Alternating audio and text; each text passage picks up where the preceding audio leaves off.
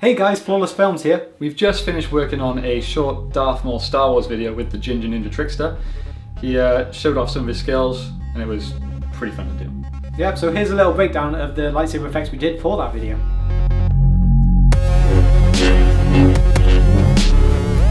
Okay, so first things first, obviously you just got to drag your clip into After Effects. Nice and simple if it wants to do it. There we go. Okay, just drag it in to create your composition. We just need to quickly change some settings just to turn it to 25 frames a second, as that gives the filmic look, and doing 60 would just be a bit of a pain when it comes to this.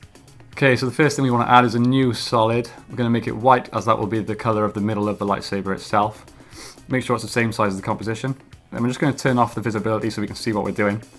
We'll take the pen tool and quickly mask around the edges of the lightsaber.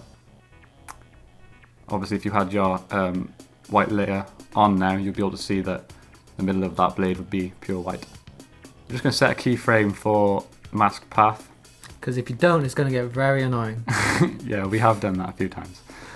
So basically, it's very simple. You're just going to go through frame by frame and adjust your mask to stay with the lightsaber, basically.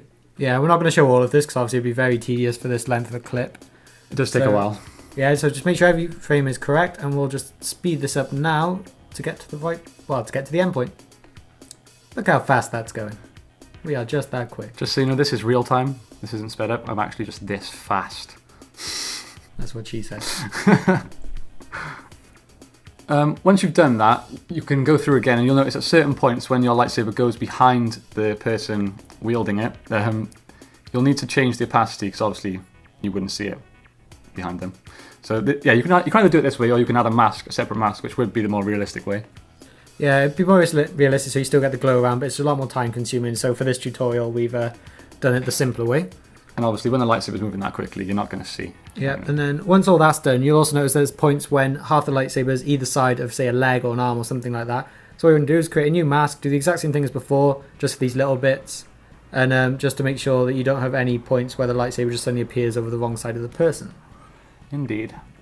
Okay, next we're going to make a new solid, make this one black this time.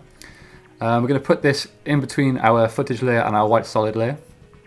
So now your footage should look something like this. Looks kind of strange.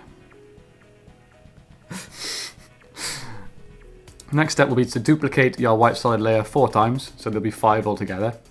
And we're going to change the feathering for each one, for each individual mask on each layer, if that makes sense. So the first one we're going to change to between 2 and 5.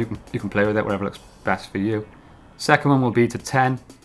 Third one will be to 30. The fourth one to 60, and the last one to 120. Just make sure if there's more than one mask that you do get both of them for all of that. Yes. Okay, so now you can see we've got this nice looking lightsaber-ish glow. Okay, then what you want to do here is create a new composition with your footage again, and you're going to want to go through and change the settings again, so like we did, changing the frame rate down back to 25 for the filmic look again. If these don't match, you're going to have a big problem. Yeah, and then from here, you're going to want to drag the composition you just made on top. It'll be the same size, that'll be fine, so then it'll just look like a black solid with a white line on it. So then you want to change your blending mode to screen, so that you can see the footage underneath. And then we've got it all synced up, so it looks pretty cool. Obviously the final step now is just to play with the color. You want to select your composition layer, the one that you've made the lightsaber on, go to color correction, color balance. And then for us, we're, as this Darth Maul, we're obviously going to go red. So you want your highlights reds to go all the way up. And then your mids as well. So this gives a nice red base. But then you might also want to play with the shadows as well. This doesn't want to go all the way up. But this is where you can start doing your little changes to find the one that suits you best. Make sure you tick the preserve luminosity as well. Otherwise you'll have a very over-the-top glow. So this is what we got to finish with. Okay, that's it. Thanks for watching.